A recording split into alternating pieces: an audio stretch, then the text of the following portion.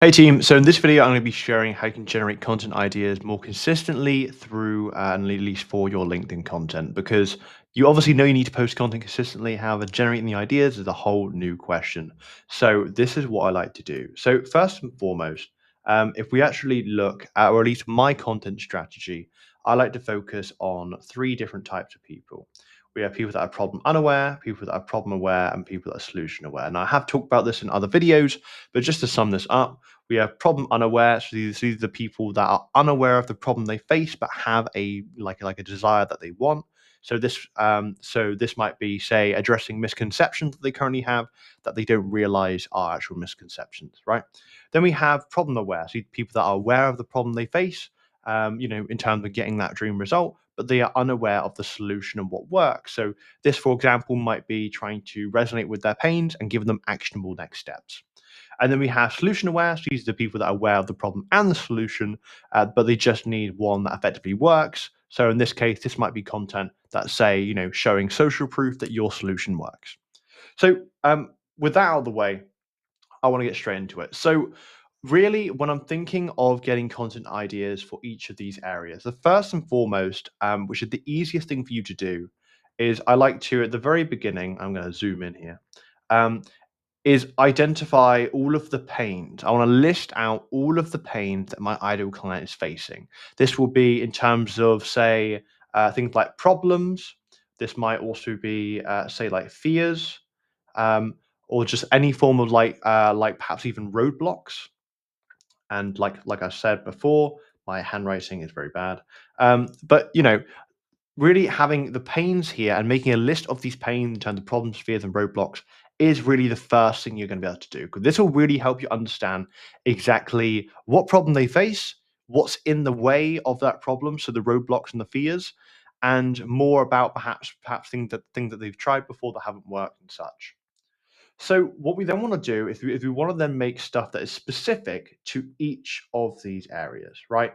Because by doing this, it can be a lot easier, right? So for example, if we take problem unaware, so these are the people that are unaware of the problem they face.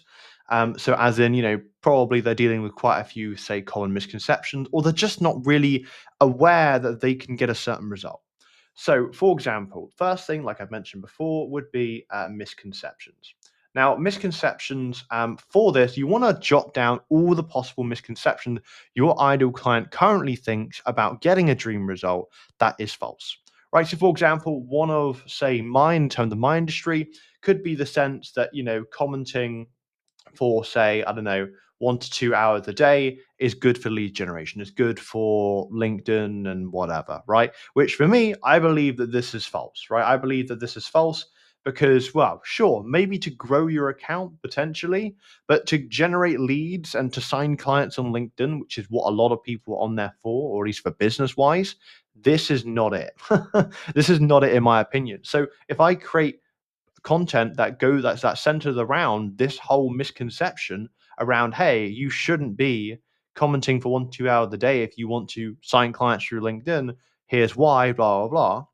If this, right, which really the goal of this is that, okay, well, if someone who had that as a just a general belief then realized, oh, this person's telling me that this is actually wrong and they're explaining why and it makes sense, and obviously if they haven't seen any results with this in getting their dream result, then immediately they go from problem unaware to problem aware because they're like, oh, this is the problem because, you know, I mean, that makes sense. But now they realize, the problem is that I'm spending my time in the wrong place, right? And the whole idea with at least this type of content is we're just trying to take them one step closer to where they want to be, even if that's just raising their awareness slightly. So this is why this misconception stuff is actually really quite useful. Now, I tend to do this usually for the majority of my problem unaware stuff as well. The other thing you can do as well can be things such as industry either trends, or you can do things such as even case studies as well. Now, there's a few different uses for these. So, for example, if you're going to use industry trend, what you can do, it's kind of similar to the misconceptions, but you want to say create a post around current trends that are going on in your industry, right? So I could talk about stuff that's going on LinkedIn, and I just address it and give my own opinion, in which to some degree it will be similar to misconceptions, right? So, for example, a lot of people at the moment of recording are really banging on about how video is just the next best thing. And I think video is good. I don't see video as a bad thing. However, I think, like, or at least in my opinion, I feel like video is almost a bit overrated and that people need to focus more on what's in the content and giving in terms of actionable steps and such in the content, as opposed to just you make video and that's that, right? So that's the trend I could cover.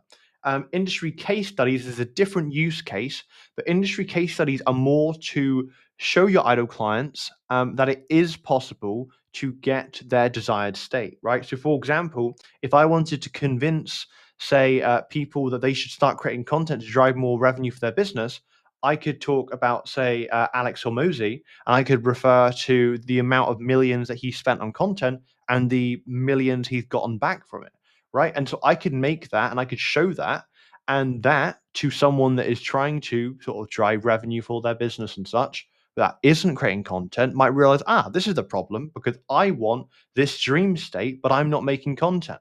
So that makes them problem aware. Hopefully that was quite useful. And really, what you want to do in this case, obviously, jot down what are the misconceptions, what industry trend or case studies are there, and what stuff you could make of it. The next thing is then problem aware. Now, with problem aware, we've already done a good bit of this, but really the main thing we want to do here is list out all of the pains that they're facing, the fears, and the roadblocks. This is the most important thing. Now, the reason why I covered this in the beginning is that this type of content is generally the most important content, or at least the most amount of content you'll make. For me, when I'm posting at least 7 times a week, sometimes I post more. I usually post one solution aware, two problem aware, and then the rest is usually problem unaware, and then the rest is usually problem aware. So really all this problem aware content is looking to do is that it's looking to resonate with their pains. It's trying to, so for example, resonate with their pains, talk about the problem, perhaps resonate with their fears, like talk about maybe roadblocks that they've tried before, and then give them actionable next steps, right? So for this, in terms of content ideas, it's very, very simple, right? You want to, or at least in my case, I would try and list out, okay, what is one core desire that they want? I'll list that out. I'll then think, okay, well, what is the problem, or perhaps even the fear that they face in, say, getting this desire? Okay, it is whatever it is. And then the next thing I'll do is I'll look at, okay, well, what roadblocks, and handwriting is awful again, but, what roadblocks are in the way of getting them there? And then I might look at, okay, well, what solution is there to get there, right? So, for example, if I were to do this as well, let's say someone wants to say, get leads through LinkedIn, right? Let's say they want to get leads through LinkedIn, um, or at least let's say leads through content, right? That's probably more specific, right? The desire to get leads through content. The problem or fear might be the fact that, so for example, if this is a problem for them, it might be the fact that, like the fear might be, is my content working? Or, am I actually the better one? Am I wasting my time? Am I wasting my time? And handwriting is very bad because I'm doing this quickly. But the fear could be, am I wasting my time, spending however many hours on content, right? That could be the problem or the fear. The roadblock could be, say, perhaps they don't really know, say how, like how, or if what they're posting is good, if it's resonating with their ideal client and such. And then the solution, or the solution to this problem, this isn't necessarily, hey, work with you. It's more actionable next steps, right? So for this could be follow the awareness content strategy. So the one I obviously shared there. It could be, say, speak to, say, one person, one person, and one problem, and so obviously you can repeat this for each sort of desire that they have, and I do this myself when it comes to creating content. But what you'll have is that you'll have like quite a lot of desires, and then for each one you've got relevant problems and fears, you've got relevant roadblocks and relevant solutions to each of them. 'Cause what it means is that when you're like, okay, I want to create content on, on, say, the desire around getting leads through content, I can then very easily address each of those areas and bring that into my content creation as well. So that's really, really what's important. And what you will find that when you are creating content, this, like, you're going to repeat yourself, right? Like, I mean, I cover, I don't know, maybe like seven like micro topics around, say, just lead generation and LinkedIn. But I do repeat myself, like maybe every week or every few weeks in some occasions. And that's the whole idea. You're not trying to build loads of authority in lots of different areas. You're just trying to cover the few areas that your clients really resonate with. So the very last thing, just before we finish off, is solution aware. Now, this is pretty short and very easy. So with this, obviously, we're trying to show that our solution works. So what we want to do, if you want to figure out, really the main thing is how do we show social proof, right? Or at least show social proof that our solution works. So, for example, for me, this could be a few things, right? If I want to show that I can help people sign clients through LinkedIn, book sales calls, those sort of desires, well, how can I do that, right? Well, for example, I could maybe take a screenshot of, say, a booked calendar, or maybe of my email notifications, which I've done recently, and I could show all of these booked calls that I'm doing. Right now, the cool thing about this is that not only are we showing the proof, but we're also going to then be able to actually talk more about how, right? How did we get this result? What did we do to get this result? So that's what's going to be really important there. So, for example, like, that's one of the things. Another thing I could do, I could take, say, a screenshot of like a client conversation that I have, right? So maybe perhaps they share a win that they've had, or something like that. Then I could actually take a screenshot. Obviously, I'd blur out their name and such, but I could take a screenshot of that and then talk more about how that client got that result. So you can see here that you can do this for yourself and perhaps even for potential client results as well.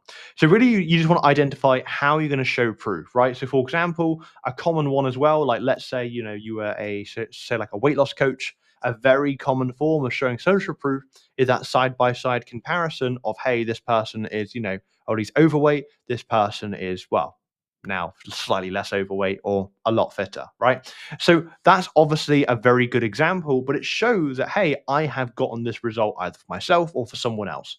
So all you're looking to do with the solution aware stuff is figure out, what is it that I need to show that is going to back up what I'm saying and that my solution works. Because if you can do that very well, then the people that are solution aware will very easily be able to identify your solution works. So overall, this is pretty much the process I will usually take when it comes to being able to generate content ideas, right? Because if you can follow, or at least if you follow this for the problem unaware, problem aware, and solution aware, you should be able to target each of these individuals, which will make things a lot easier down the line when it comes to creating content that actually works and actually generates you some more warmer leads.